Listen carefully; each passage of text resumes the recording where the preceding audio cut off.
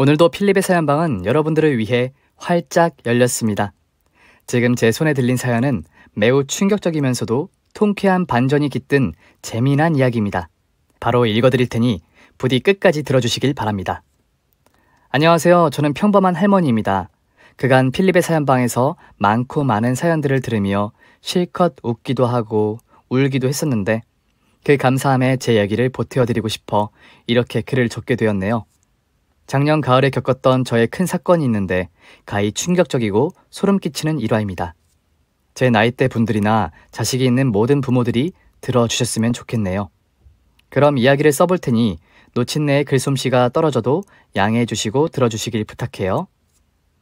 남편과 어떻게 결혼했는지는 까마득한 옛날이라 잘 기억이 나지 않네요.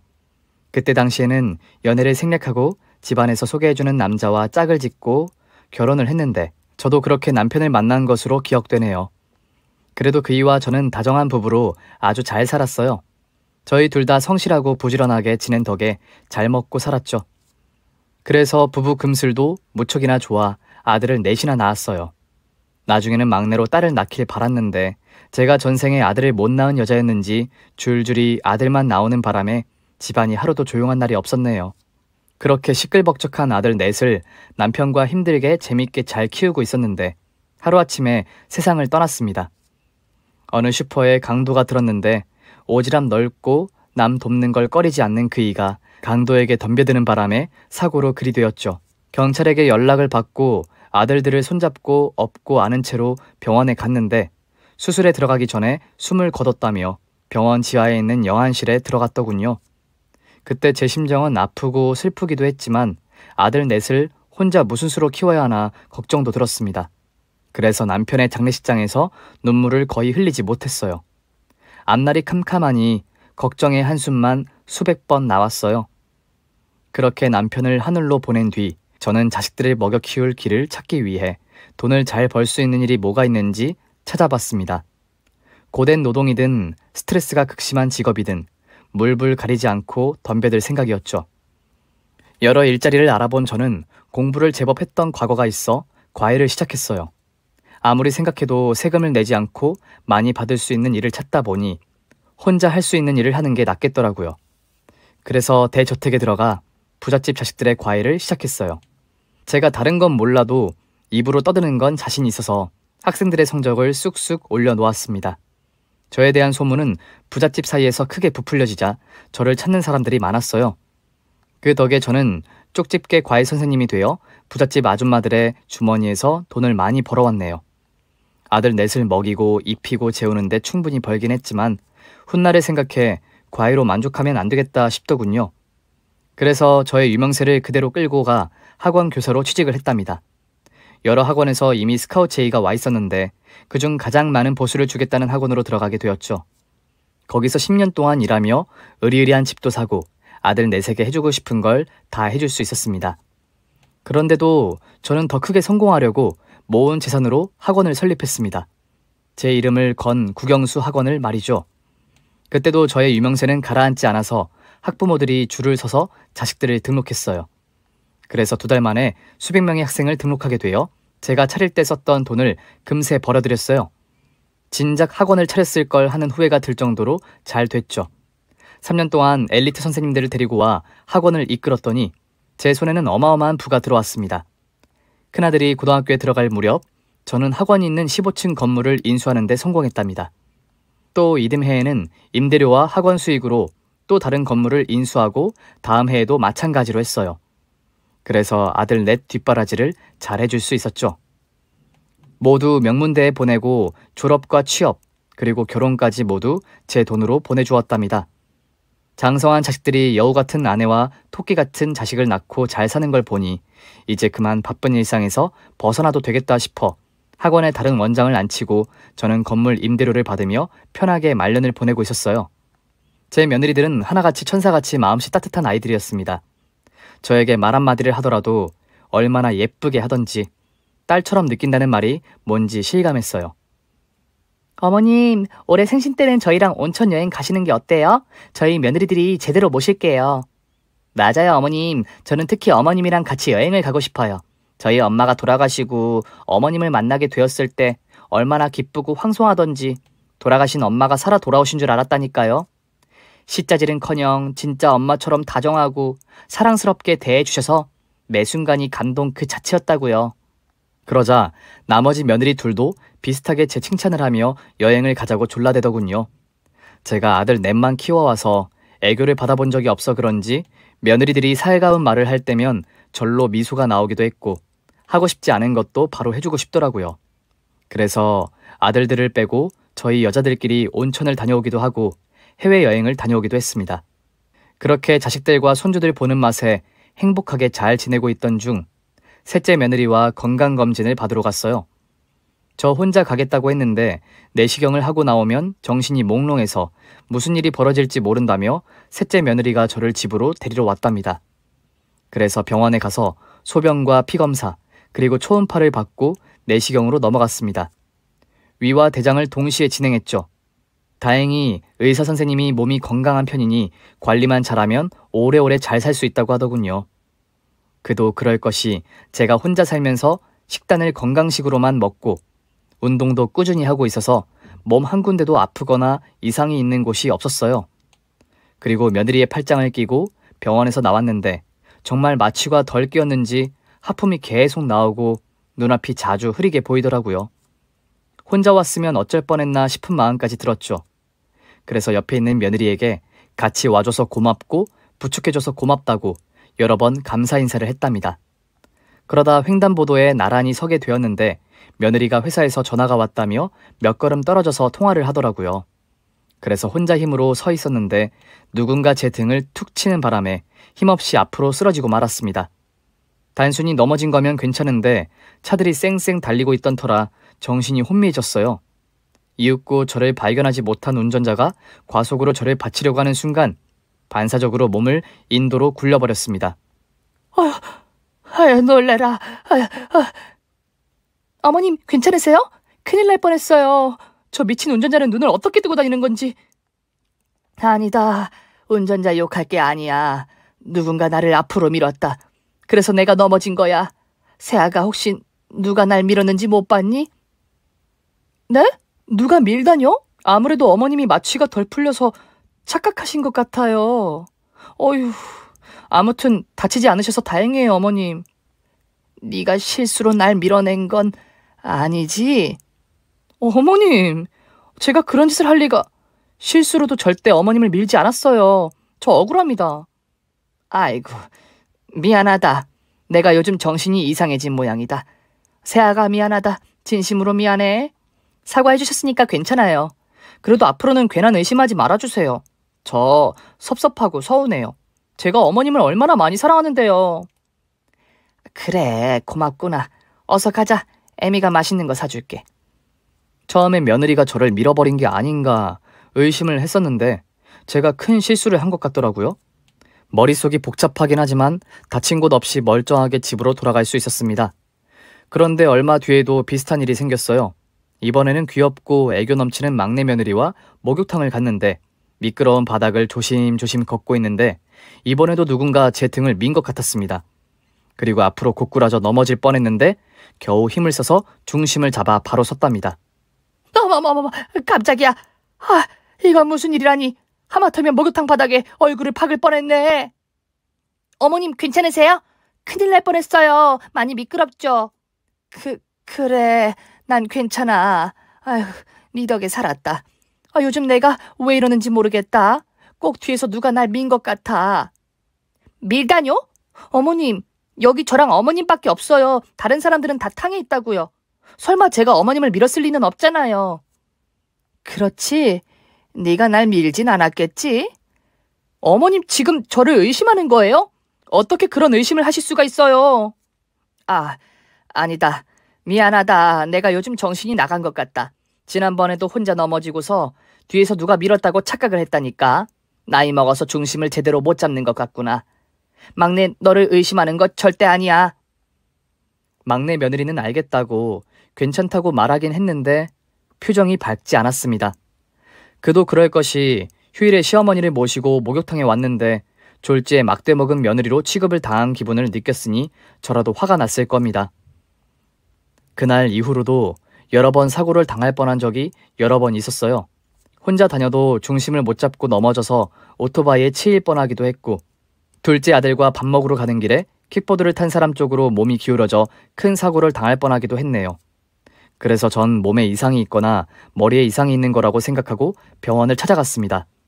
엑스레이와 CT를 다 찍어봤는데 아주 건강하고 뇌도 총명할 정도로 건강하다고 하더군요. 결국 중심을 제대로 잡지 못한 운동 부족인 것 같아서 이를 해결하려고 제 건물에 있는 필라테스에 등록했습니다. 허리와 복부를 강화시키는 운동을 많이 하고 하체 운동을 특히 많이 했습니다. 누가 밀어도 넘어지지 않을 만큼 단단하게 말이죠. 그 이후에는 어디서도 넘어지지 않고 잘 걸어 다녔고 안전사고는 한 번도 일어나지 않았어요. 괜히 제 몸이 약해서 그랬던 건데 M1 며느리를 의심했으니 너무 미안하더라고요. 그래서 따로 막내 며느리를 불러 진심 어린 사과를 했고 2번 다시는 그런 말도 안 되는 의심을 하지 않겠다고 했습니다. 그렇게 다시는 재수없이 넘어지는 일 없이 잘 지내고 있었는데 얼마 뒤 동창들을 만나러 가서 충격적인 이야기를 친구에게 전해 들었습니다. 동창들과 술을 마시고 2차로 성미라는 친구와 둘이 간단하게 호프를 마시러 갔는데 갑자기 눈물을 펑펑 쏟아내더니 가슴 속에 응어리를 꺼내더군요. 재순아, 나 얼마 전에 자식들하고 연 끊었다. 이제 나한테 가족은 아무도 없어. 얘가 갑자기 무슨 소리를 하는 거야? 그렇게 끔찍하게 아끼는 자식들하고 왜 연을 끊는다는 거야? 왜? 아들, 딸이 서운하게 한 거 있어? 성미야, 원래 자식들은 나이를 먹어도 철부지들이야. 교과서 같은 자식 새끼는 이 세상에 없다고. 서운하게 한 거 가지고 이러겠니? 진짜 영영 보지 않고 살기로 했다고. 도대체 왜? 왜 그러는 건데? 그게 이것들이 나를 애미로 본 게 아니라 순전히 돈으로만 봤더라고. 글쎄 얼마 전에 내가 건강검진을 받고 와서 결과가 우편으로 날라왔거든. 그날 내 집에 아들 내외랑 딸 내외가 와서 어떻게 나왔냐고 묻더라고. 그때 나도 모르게 장난기가 돋아서 죽을 병에 걸려 시한부 인생이라고 연기를 했어. 자식놈들은 앞에서 슬퍼하는 척을 하더니 내가 안방에 들어가 자는 척을 했더니 뭐라는 줄 아니? 저 노친네, 이제야 죽네, 이제야 노친네 재산 가지고 돈놀이하면서 살겠다. 이러면서 다들 하이파이브하고 기뻐하더라. 난 여태껏 지들한테 아낌없이 주면서 키워줬는데 이런 식으로 내 뒤통수를 때리더라고. 뭐야? 그게 사실이야? 그런데 넌 거기서 가만히 있었어? 쌍놈의 자식들을 아작내줬어야지. 채, 나도 그렇게 할 수 있을 거라 생각했는데 겁이 나서 몸이 부들부들 떨리더라. 몇 날 며칠 시한부인 척 가만히 침대에만 누워만 있었는데 이것들이 집에 찾아와서는 재산 언제 줄 거냐고 묻더니만 내가 대답을 하지 않자 협박을 하더라고. 내 생전 자식들 눈빛이 그렇게 무섭고 살벌한 건 처음 봤다. 여하튼 결국 그 자리에서 경찰을 불러 자식들을 내보냈고 사실대로 말했어. 쇼를 했는데 이따위로 뒤통수를 치느냐고 난리를 치고 매질을 했지. 그리곤 부모 자식 간의 연을 끊자고 했어. 저는 친구의 말을 듣자 가슴이 쪼그라들었고 손발이 떨리기 시작했습니다. 제 자식들이 한 짓이 아님에도 너무나 고통스러운 말이었습니다. 술을 마시며 울고 있는 친구에게 위로의 말을 연신 전하긴 했지만 친구의 감정은 쉽게 가라앉지 않았어요. 저도 마찬가지였고요. 그래서 1시간 동안 친구 자식놈들 욕을 바가지로 해주며 위안을 삼게 해주었습니다. 세상에 그런 놈들이 어디 있느냐고 천륜을 잘 끊었다며 칭찬까지 해주면서 말이죠. 한참의 시간이 지나자 친구가 기분이 풀렸는지 눈물을 그치고 생맥주를 들이키더군요. 캬, 우리네 인생처럼 쓰고 달다. 그래, 우리 인생은 쓰기도 하지만 달기도 해. 앞으로 달달한 일이 많이 있을 테니까 이렇게 우는 거 그만해. 그래봤자 속이 쓰린 건 너뿐이니까. 알겠니? 그래, 고맙다. 재순이 네 덕에 마음에 있던 응어리가 쑥 내려가는 기분이다. 자, 한잔하자 친구야. 건배. 그래, 이제야 너답다. 건배. 그렇게 맥주를 연거푸 들이키며 수다를 떨고 나서 자리에서 일어나자 친구가 한마디를 하더군요. 재순아, 너도 그거 한번 해봐. 그거 뭐? 내가 했던 몰래카메라 말이야. 죽을 병에 걸렸다고 하든지 죽은 척을 하든지 해서 자식들 반응을 살펴보라고. 테스트를 하란 말이야. 에이, 됐어. 괜히 애들 놀라게 할라. 난 간이 작아서 그런 거 못해. 그래도 애들 마음이 어떤지 확인하면 좋을 텐데.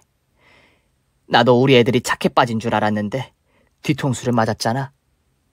알았다. 상황 봐서 몰래카메라인지 테스트인지 해볼게. 됐냐? 그렇게 대답하고 집으로 돌아왔습니다. 저는 친구에게 빈말로 대답을 한 건데 이상하게 진짜로 한번 해보는 게 좋겠다는 판단이 들었어요. 자식들이 몇 번 유산 이야기를 꺼냈는데 제가 아직 살 날이 많으니 조용히 기다리라고 해서 재산이 그대로 있었는데 이번 테스트를 하고 감동을 받으면 어떻게 분배해서 줄지 고민해보기로 했죠. 그래서 어떻게 테스트를 해볼지 곰곰이 생각해봤습니다. 친구처럼 시한부라고 거짓말을 할까 했는데 얼마 전 며느리와 건강검진을 다녀와서 아무 이상이 없다는 걸 모두 알고 있기 때문에 통하지 않을 것 같았습니다. 이에 저는 자다가 숨진 연기를 하는 게 제일 좋겠다는 결론을 내렸어요. 요즘 자다가 세상을 떠난 노인들이 많다고 하니까 이 연기를 해서 자식들과 며느리의 반응을 보면 좋을 것 같았죠. 물론 제 아이들은 제 죽음에 크게 슬퍼하며 난리가 날 거라 확신했습니다. 그래서 너무 오래 연기하지 않고 잠시 숨을 참았다가 빨리 깨어나서 장난이라고 말할 생각이었어요. 테스트를 할 생각에 벌써부터 제 심장을 쪼그라들었고 숨을 헐떡거리며 긴장했습니다. 그래도 이왕 마음먹은 거 제대로 해보기로 계획했습니다. 자식들과 며느리들이 전부 제 집에 모이려면 어떤 행사가 있어야 해서 뭔가를 만들려고 했어요. 이왕이면 좋은 소식으로 자식들을 모아서 놀라게 해주는 게 좋을 거라는 생각에 없는 기념일을 하나 만들었습니다. 요즘 제가 필라테스를 다니는 걸 모두 알고 있으니 필라테스 강사 자격증을 땄다고 하면 다들 축하해주러 올 것 같아 그걸로 정했네요. 며칠 뒤 마음의 준비를 하고 아들들과 며느리들과의 단톡방에 제가 축하받을 일이 생겼다고 메시지를 보냈어요. 그랬더니 하나같이 축하하고 대단하다며 칭찬을 많이 해주더군요. 그리고 제가 말하지도 않았는데 애들이 먼저 축하 파티를 해야 한다며 언제가 좋을지 묻더라고요. 저야 어디로 출근하는 것도 아니고 바쁘지도 않으니 애들이 모두 시간 맞을 때 제 집에서 모이자고 했습니다. 자식들의 대화가 여러 번 오가자 이번 주말로 약속을 잡았고 점심부터 저녁까지 파티를 하자고 했답니다.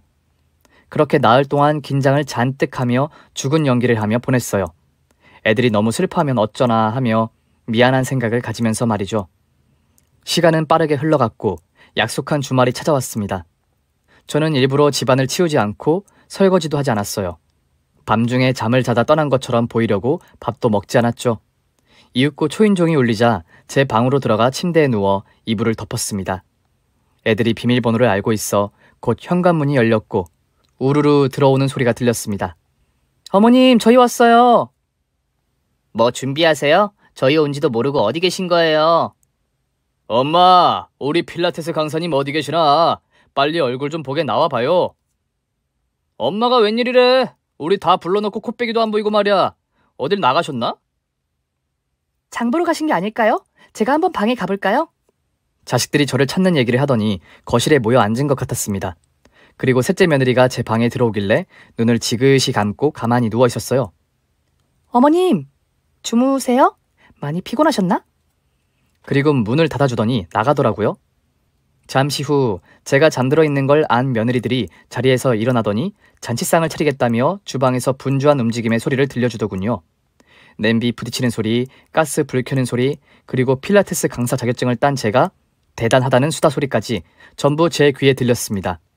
저는 절로 미소가 지어지며 이 테스트를 해보나 마나 제가 상상하는 모습이 현실로 될 것 같은 기분이 들었답니다. 2시간이 넘도록 잔치상을 준비하더니 곧 다 차려져서 모두 한자리에 모인 것 같았어요. 이제 누군가 저를 깨우러 오면 연기를 시작할 생각이었죠. 이윽고 맏며느리가 제 방을 열고 들어왔습니다. 어머님, 저기 어머님, 저희가 잔치상 다 차렸어요. 어서 일어나세요. 큰며느리가 다가오자 숨을 참았어요. 어머님이 이상하네? 어머님, 일어나 보세요. 저를 흔들어 깨우자 저는 몸에 힘을 빼고 이리저리 흔들렸습니다. 그랬더니 며느리가 놀랐는지 숨소리가 거칠어졌고 제 코와 입에 손을 가져다 댔어요. 뭐야? 숨을 쉬지 않잖아. 어머님 안 돼요. 어서 정신 차리세요. 큰며느리가 충격을 받은 떨리는 목소리로 말하자 저도 놀랐어요. 이런 짓을 해서 미안해서 그만해야겠다는 생각이 들더군요. 그래서 눈을 뜨려고 하는데 며느리의 이어지는 말이 엄청난 충격이었습니다. 큰 며느리는 방문을 열더니 헤이, 에브리바디! 시엠이 죽었어! 다 같이 기쁨의 소리 질러! 라며 박장대소를 하더군요. 저는 놀라다 못해 진짜로 기절할 것만 같았습니다. 아니, 충격으로 심장이 멎을 것 같았어요. 큰며느리의 말에 자식들이 어떻게 반응하는지 들으려고 정신을 놓지 않으려고 애썼습니다.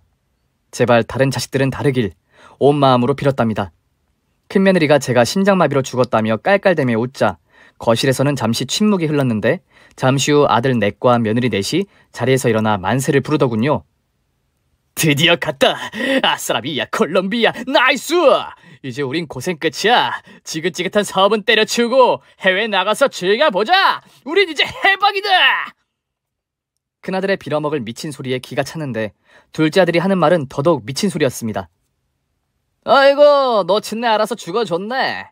그동안 우리가 전연을 떨구려고 얼마나 고생이 많았어. 지난번 형수가 도로로 밀어도 살아남았는 데다 인도에서 킥보드를 향해 밀었더니 그것도 피했잖아. 그것뿐만 아니라 얼마 전에 막내 재수씨가 목욕탕에서 밀었는데 너 친내가 중심을 잘 잡아서 실패했을 땐 다들 아쉬움의 소리를 질렀잖아. 그리고 다른 사람들도 한 번씩 엄마를 골로 보내려고 시도하다가 실패했고 말이야. 그런데 이렇게 알아서 떠나주니 감개가 무량하네. 에? 그동안 저에게 큰 사고가 벌어질 뻔했던 일들이 모두 제 실수가 아닌 자식들의 계획이었던 겁니다. 저는 잠시 며느리를 의심했던 걸 크게 후회하고 미안했는데 모든 게 저를 해치려는 작전이었다는 걸 듣고 나자 부하가 치밀더군요. 너무 억울해서 환장할 것만 같았습니다. 그런데 벌써 일어나서 일을 그르치기에는 안 될 것 같아 어디까지 가는지 계속 들어보기로 했어요. 이번에는 가장 조용하고 그나마 딸처럼 살가웠던 셋째 아들이 말을 이었습니다. 다들 너무하네. 지금 엄마가 돌아가셨는데 희덕거리고 웃을 때가 맞지롱. 다들 댄스파리 야호. 저 지긋지긋한 엄마 낯짝을 안 보고 살게 되니 속이 다 시원하네. 평소에 잔소리가 어찌나 심하던지 들을 때마다 역겨워 죽는 줄 알았다니까. 형들 유사는 똑같이 4등분 하는 거 맞지? 지난번에 말 맞췄던 거 까먹었다고 하면 다들 가만 안 둬. 알았어 자식아. 저 자식은 가만 보면 제일 악덕한 놈이라니까. 순진하고 조용한 척은 혼자서 다 하더만. 내가 형들 등살에 못 이겨서 구겨져서 조용히 산 거지. 그리고 엄마한테 잔소리 안 들으려고 입을 닫고 산 거야. 그 찢어지는 역겨운 목소리 듣기 싫어서 말이야. 듣기 거북한 대화는 계속되었습니다. 막내 아들까지 깔깔거리며 제 죽음을 축하하더니 며느리들과 유산을 나눠 가질 생각에 다들 들떠서 춤을 추는 것 같더라고요.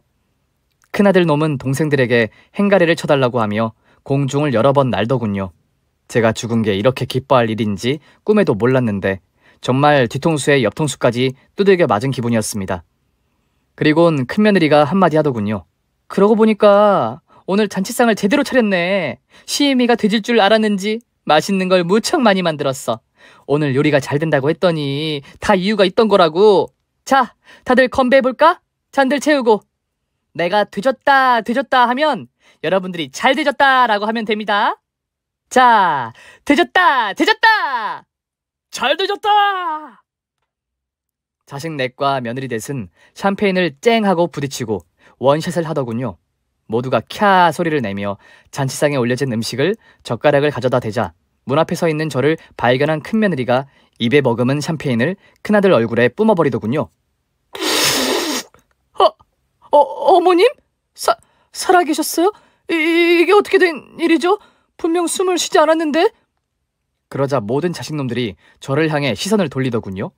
멀쩡히 살아있는 제 얼굴을 보고 귀신을 본 것 마냥 주둥이에 다들 개거품을 물었습니다. 큰아들은 이 상황을 천연덕스럽게 넘어가려고 시도했습니다. 엄마 주무시고 계셨던 거야? 어서 같이 먹어요. 하도 깊이 주무시길래 안 깨웠어요. 얼른 주인공이 이쪽으로 모셔야겠다. 막내야, 자리 내어드리자. 왜? 니들 애미가 살아있으니까 좋다 말았느냐? 표정들이 다들 왜 그래? 조금 전까지 기쁨의 소리도 지르고 행가리까지 쳤잖아. 내가 잘 되졌다고 건배까지 하고 말이야. 계속해봐. 니들 하는 거 계속 보고 싶으니까. 제가 모든 걸 들었다고 말했더니 자식놈들 얼굴에 똥이라도 묻었는지 갖가지 더러운 표정을 짓더군요. 그래서 제가 왜? 내가 살아있어서 다들 실망했니? 에휴, 내가 이런 것들을 낳고 미역국을 처먹고 소처럼 일해서 먹여 살리고 애지중지하게 키우다니. 나 자신이 부끄럽다. 라고 긴 한숨을 섞어서 말해주었답니다.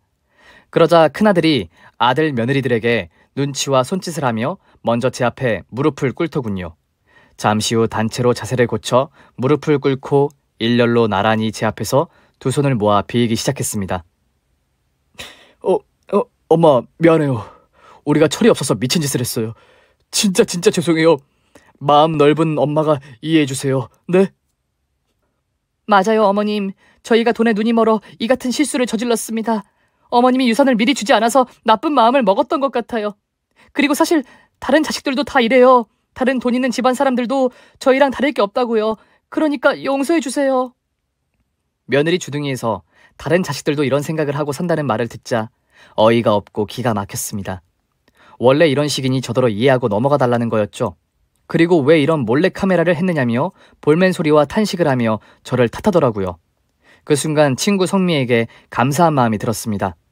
조언대로 테스트를 했기 때문에 자식들의 시커먼 속을 들여보게 되었고 제가 무슨 짓을 당했는지 모두 알게 되었으니까요.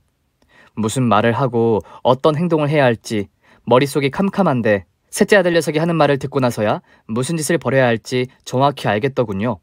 셋째가 이렇게 말했습니다. 엄마, 일이 이렇게 된 거 솔직해집시다. 우리가 엄마한테 받기만 하고 산 게 아니잖아요. 다들 명문대 나오고 사업으로 성공해서 행복하셨잖아요. 물론 사업 자금을 엄마가 대주시긴 했지만요. 그리고 손주들 보는 맛에 말년에 사는 맛을 찾았다고도 했잖아요. 이 정도면 우리도 받을 만큼 돌려준 거 아닙니까? 그런데 왜 재산을 아직도 혼자 움켜쥐고 있으세요? 지금이라도 공평하게 나눠주시고 평범한 모자지간으로 계속 삽시다. 예? 뭐야? 그럼 너희들은 나랑 거래를 한 거니? 이만큼 해줬으니 베풀어라 이거야? 너희들은 내가 돈이 없었으면 어쩌려고 했니? 그냥 날 버렸겠구나. 해준 게 없었을 테니까 말이야. 차라리 그 편이 나았겠다. 날 죽이려고 안달난 지금의 너희들을 보지 않아도 될 테니까. 우리가 오죽하면 그런 짓을 벌였겠어요. 엄마가 재산을 혼자서 독식하고 있으니까 답답해서 그런 거잖아요. 일이 이렇게 된 데는 엄마 책임도 들어있어요. 셋째 아들의 말에 다른 자식들이 동요하듯이 고개를 끄덕이더군요. 그래서 전 어떻게 끝을 낼지 머릿속으로 결론을 내렸고 이제부터 제대로 된 응징과 참교육을 해주기로 했답니다. 잔치상 끝으로 걸어가 밥상을 들어 자식들을 향해 뒤집어 버렸어요. 우르르 쾅 소리가 나며 그릇이 깨지고 음식물이 자식들 면상과 몸에 이리저리 튀었죠. 모두 인상을 찌푸리며 뭐하는 짓이냐고 하길래 눈에 보인 먼지떨이를 들고 자식들과 며느리들을 사정없이 내리쳤습니다. 이 천하의 개자식들아! 내가 죽은 척했더니 박수치고 행가리하고 파티하는 것도 모자라 날 죽이려고 뭐이까지 해? 니들이 그러고도 사람 새끼라고 할 수 있어? 짐승도 그딴 짓은 안 해. 이 오물에 버무려 논바닥에 처박아 버려도 시원찮을 놈들아. 오늘이 너희들과 나의 마지막 날이다. 신나게 처먹고 나가서 다시는 보지 말자고. 다들 그만하고 고정하라는 말을 연신했지만 저는 분노가 풀리지 않아 짐승보다 못한 자식들에게 매질을 멈추지 않았어요.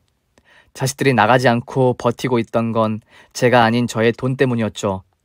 나갈 때 나가더라도 인연을 끊기 전에 재산을 달라고 노래를 부르더군요. 제가 자식들을 이토록 형편없이 키웠구나 싶어 매질을 멈추었습니다. 그래, 다 내 잘못이다. 너희들을 제대로 가르치지 못한 내 죄야. 너희들이 바라는 유산 주도록 하마. 그러니까 다들 나가봐. 엄마, 진짜요? 유산을 나눠줄 거예요? 야호!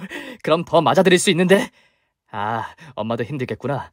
그럼 우리 엄마만 믿고 갈 테니까 빠른 시일 내로 유산 나눠주세요. 아, 그리고 우리 얼굴이 보기 싫으면 안 보고 사셔도 돼요. 그래요, 어머님. 줄 거 주고 받을 거 받으면 각자 알아서 행복하게 살면 되죠. 오늘 매 맞은 보람이 있네. 진작에 유산을 물려주셨으면 괜히 오해하고 이런 일은 없었을 뻔했는데. 아무튼 고마워요, 어머님. 우린 역시 시집을 잘 왔어. 이제 백만장자로 평생을 살아가겠구나. 어머님, 기다리고 있을게요. 빠이. 폼으로만 무릎을 꿇고 있던 자식들 모두가 유산을 몰려준다는 말에 일어나 집에서 나갔습니다. 저는 제가 엎어버린 밥상을 치우고 음식물을 청소했어요. 모든 걸 다 정리하고 나자 무엇을 해야 할지 알겠더라고요. 저는 유산을 물려주기 위해 이곳저곳에 전화를 돌렸습니다. 또 제 변호사를 찾아가 유언장을 고쳐 쓰고 왔죠. 그리고 혼자 한 달의 시간을 보내자 저에게 유산을 받은 자식들이 다시 찾아왔습니다. 제가 고용한 조폭 여러 명이 제 뒤에서 버티고 있자 자식들이 큰 소리를 뱉으려다 참더군요. 이윽고 눈치를 보던 자식들 중 큰아들이 조심스럽게 입을 열었습니다. 엄마, 우리한테 무슨 짓을 한 거예요? 투자자들이 모두 자금을 빼버렸어요. 우리 사형제 모두 사업을 망하게 할 작정이세요? 엄마가 말한 유산이라는 게 이거였어요? 우리가 실수 좀 한 거로 치사하게 복수하는 거? 너 말 잘했다. 유산이라는 게 무조건 돈만 있는 게 아니다. 참교육과 응징이라는 것도 충분히 유산이 될 수 있다고. 이제부터 너희들 힘으로 살아보라고 내 것을 되돌려 받았다. 엄마, 투자자 빼간 것도 모자라 엄마가 터준 거래처들은 왜 끊어버린 거예요? 우리 먹고 사는 거 막을 생각이에요? 지금 당장 매출 나올 걸 막아버리면 어쩌자는 거예요? 내가 끊어버린 거래처가 너희들 밥줄이었니? 그동안 너희들 스스로 개척한 거래처는 하나도 없는 거야? 정말 대단들하다. 내가 사업장을 차려주고 떠먹여주고 있었던 거구나. 차라리 잘 됐네. 이제부터는 온전히 너희들 힘으로 살아봐라. 망하든 말든 이제 나와 상관없으니까 알아서들 살아. 그리고 지난번에 말했듯이 난 너희와 천륜을 끊을 거다. 앞으로 날 찾아오지도 말아라. 그리고 내 재산을 탐내서 몹쓸 짓을 계획했다가는 그때는 철창 신세를 지게 될 거야. 여기 조폭 아저씨들 보이지? 이 사람들이 날 경호하고 너희들을 감시할 거야. 아참, 내 재산은 모두 기부할 거다. 그러니까 내가 죽어도 장례식장에 찾아오지 말아라. 오늘부로 너희와 나는 아무 사이도 아닌 거야.